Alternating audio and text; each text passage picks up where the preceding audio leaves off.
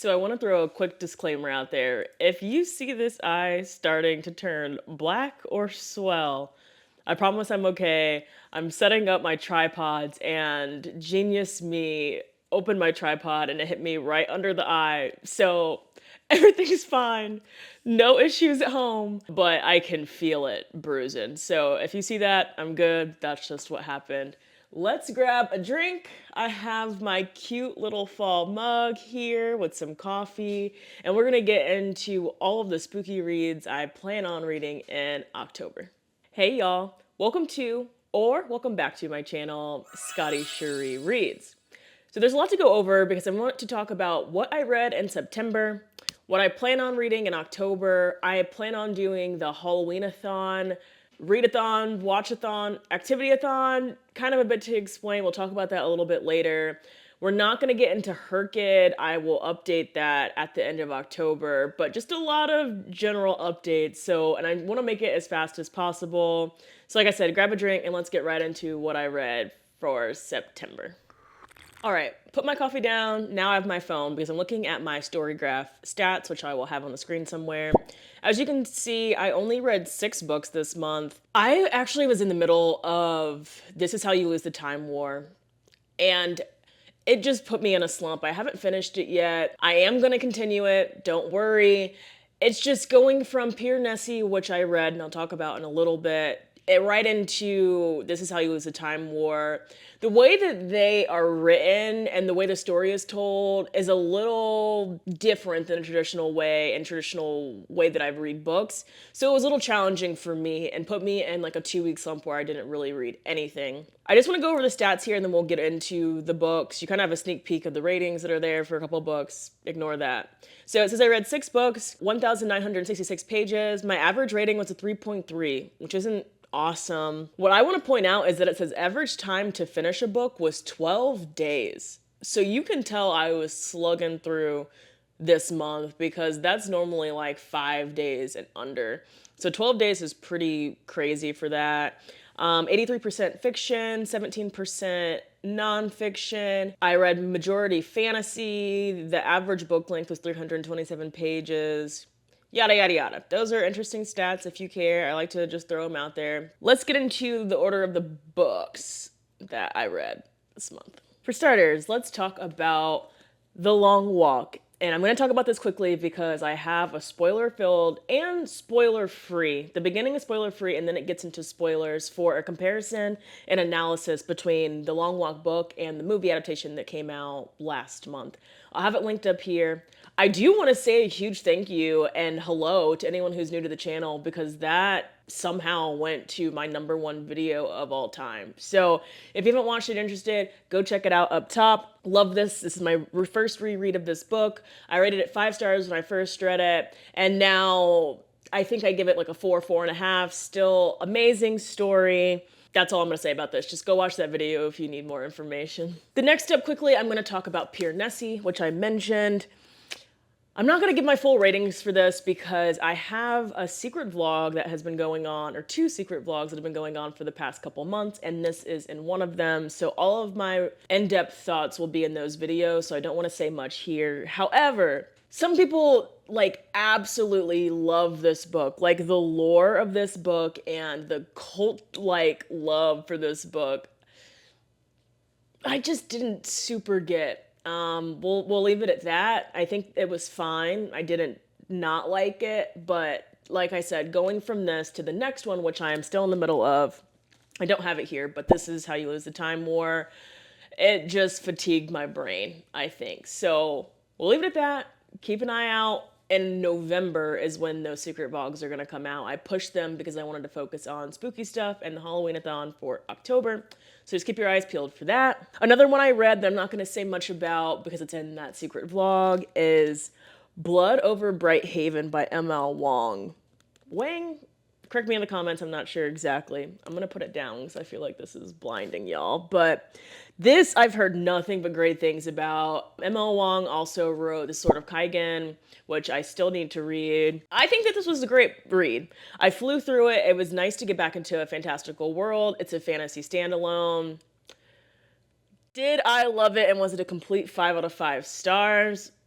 No. But wait for that vlog to get my full in-depth thoughts about this. I think it's worth it if you're interested in it, pick it up, but I think the hype is just a little overhyped in my opinion. Okay, as mentioned, I'm gonna take a quick break really quick. So I'm gonna talk about the fact that you can expect those two secret vlogs that I've been talking about in November.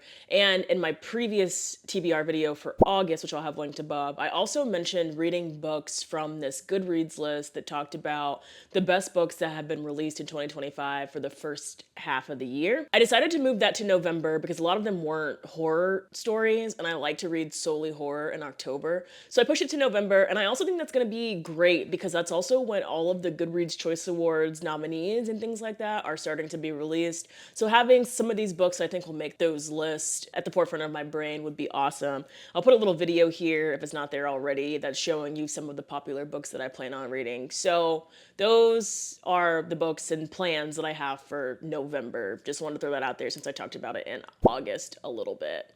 All right, so the next book that I finished this month, and I just picked it up willy-nilly because I needed an audiobook, and that is Semi-Well-Adjusted Despite Literally Everything by Allison Stoner. I listened to this on audiobook. It was released in this year, either I want to say August. I'll put the release date down here. And I was eager to pick it up because if you don't know, Allison Stoner may look familiar. She's the little girl in the Missy Elliot like Work It music video, little white girl who was busting a move way back in the day. She was in some Disney stuff, Mike Super Short Show. She really does in a bunch of things. I liked her. I feel like I even had a little crush on her when I was little and didn't really know what that meant. But yeah, I think she was one of my first little girl crushes back in the day. So I wanted to see like where she was in life, and it's just another story of like child stars, which are just not great. However, I think that she's doing way better than a lot of childhood stars, but there is a lot of trauma and story behind her life and not really having a say, having parents that I think wanted fame for themselves and push their kid to go into child acting, modeling, all of those things, pageants. Yeah, I definitely suggest this. It's kind of a niche thing. Like, if you don't know Allison Stoner, this might not be as intriguing to you, but because this is a celebrity or star that I remember growing up and was just curious about, I decided to pick it up. It was a quick listen. She narrates the audiobook herself. However, Allison Stoner is a great voice actor, but in this book, it flashes back to when she's a child, and she uses this baby voice for her younger self, and it was just a little too much for me. So just know that going in. Eventually you'll get used to it, but it was a little jarring and over the top for me. But as I said, I really enjoyed it. Another suggestion is if you are interested in kind of the Nickelodeon Disney childhood stars and some of the insidious things that are happening behind the scenes, I would recommend watching Demi Lovato's Child Star documentary. I'll have it linked down below. I'll have a picture up here. I watched that as well, and that was kind of ties into some of this stuff. But yeah, I think that was a great read. That's one that I finished. Next up may seem like a random pick because I don't think that I talked about it in my August wrap up, but I had it from the library and just decided to pick it up when I was in a slump. And that is Julie Chan is Dead by Leanne Zhang. So I heard great things about this. I think Lala or Kayla from Books and Lala picked this for her book club when it released, but I wasn't able to get around to it. And that's why I had it from the library and just decided to pick it up. It was a quick thriller. If you don't know, this is about Julie Chan, and she has a twin sister. However, they were split up at a very young age because their parents had passed away, and Julie is living in a lower class family. However, her sister, what's her twin sister's name? Chloe lives with a rich white family, and she actually is a pretty big influencer. So their lives are just completely different. Something happens and Chloe dies. That's not a spoiler. Julie is in a situation where she can basically act like she's Chloe, her influencer sister who is now dead, and no one has to know, and she can live this lavish, luxurious lifestyle that she did never think that she was going to be able to do as her dead sister. So, as you can tell, you have to suspend your disbelief for this. It's a goofy, silly ride. I think that I expected to really, really like this and it to be like a 5-star read. But towards the end, it gets a little heady. Not in like a this is hard to understand, but more of like a Bunny, like what the hell is like going on.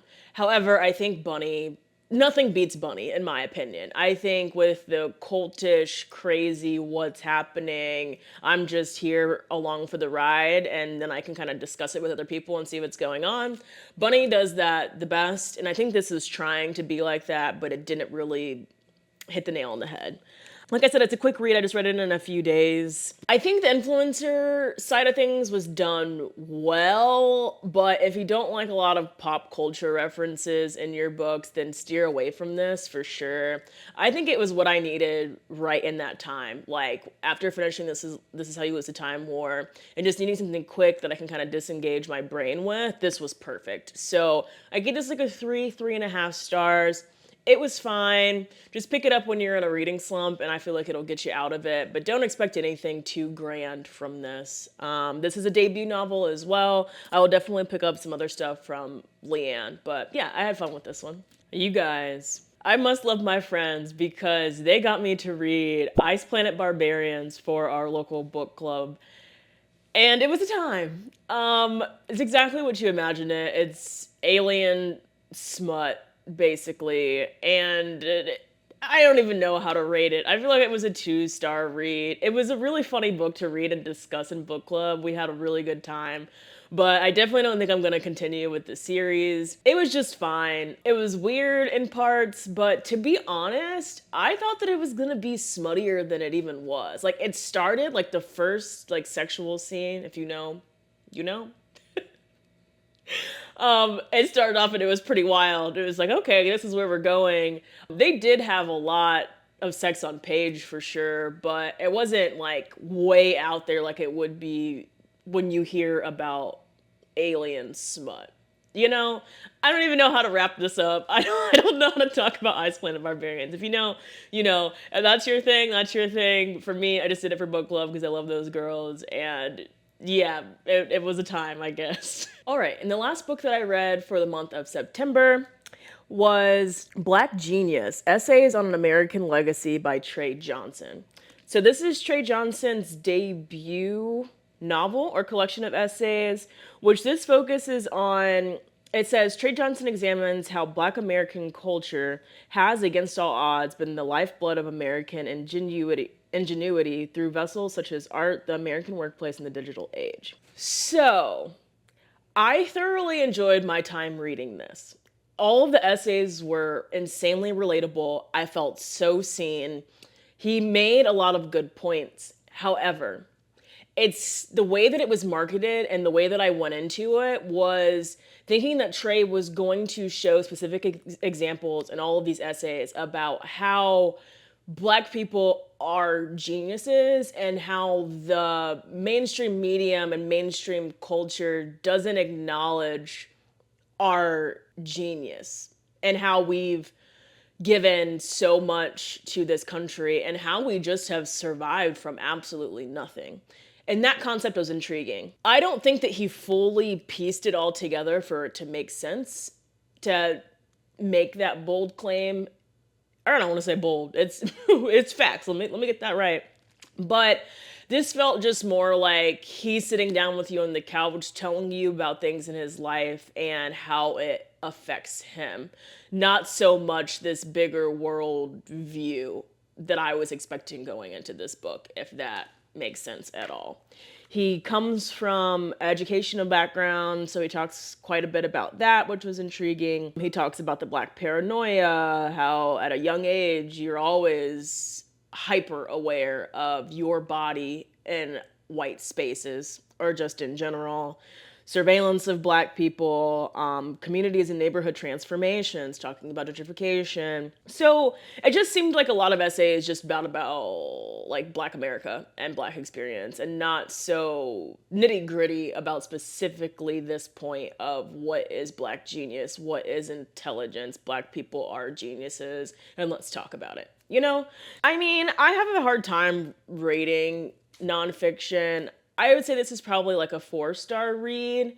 It could have been a 5, but if you're interested in it, I definitely would say pick it up. It was well written. If anything, I want to say that this book has me excited for anything else that Trey Johnson puts out. So yeah, there's that.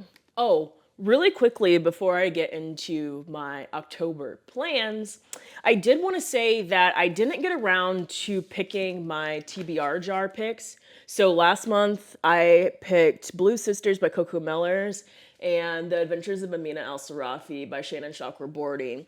And I picked 2 out of my TBR jars, which are books that I have on my shelves that I have not read yet. And I generally pick out of the 2 for that month.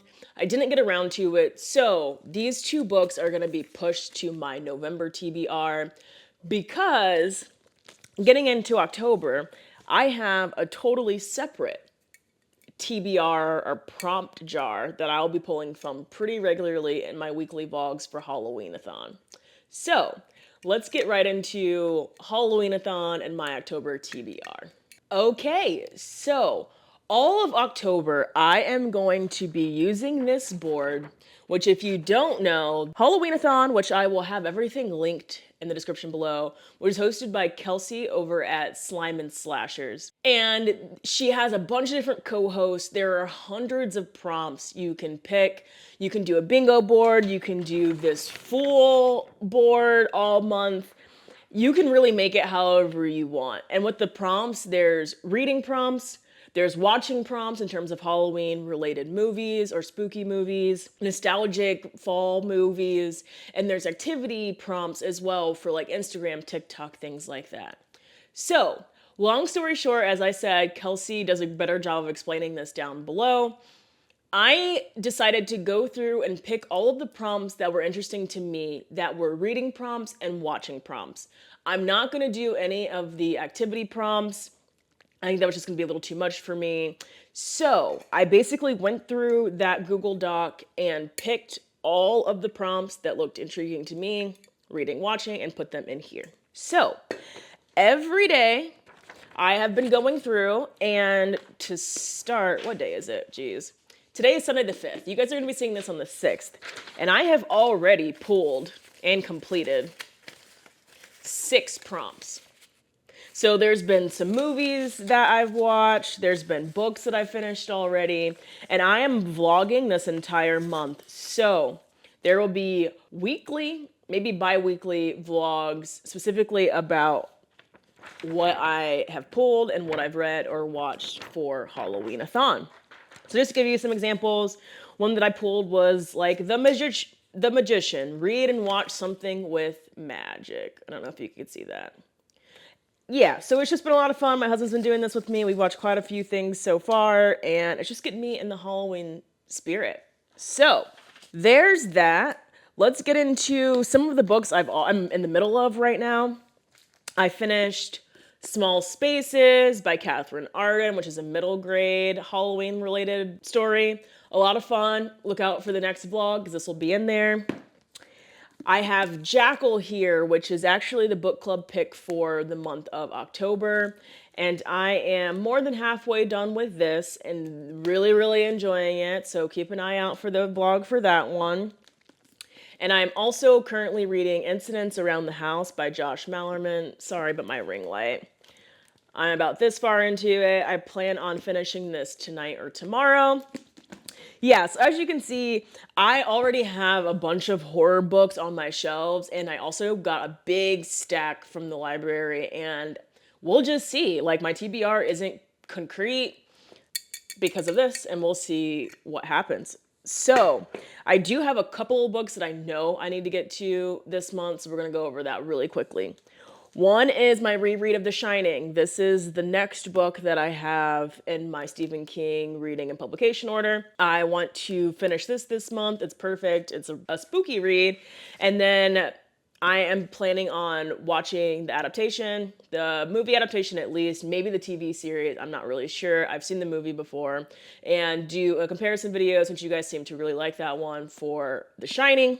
So there's that. I also plan on reading The Hacienda by Isabel Cañas.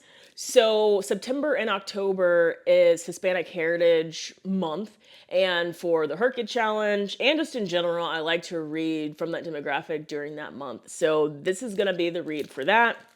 I'm actually going to read the inside flap because I literally don't know anything about it except for it's a atmospheric gothic tale.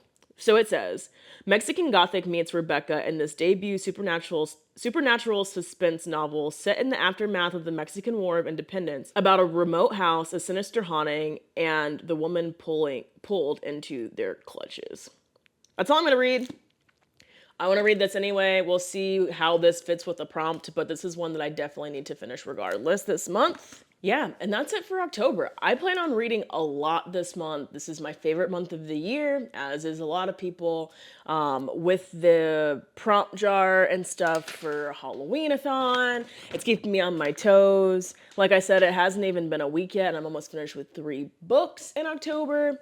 So yeah, there's going to be a lot more content this month, so stay tuned for that. In terms of HRCYED, if you haven't heard about HRCYED before, I'll leave all the information linked below.